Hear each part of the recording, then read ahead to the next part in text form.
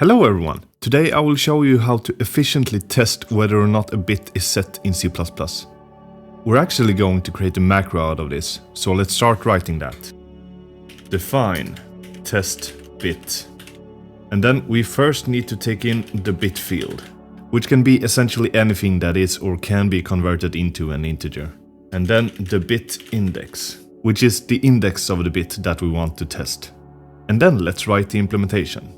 I like to surround stuff in macros with parentheses, because if it includes expressions, it might mess with operator precedence. So let's write in parentheses bit field, and then a bitwise and then the bit index. And then we're going to compare that to the bit index. And that's how you do it. So let's go over what's happening here. First, we bitwise add the bit field together with the bit index, yielding a new value.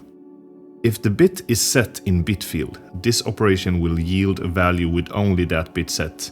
Otherwise, it will yield a 0. Then we compare that to the bit to see if they match, which they should do if the bit is set in bit field.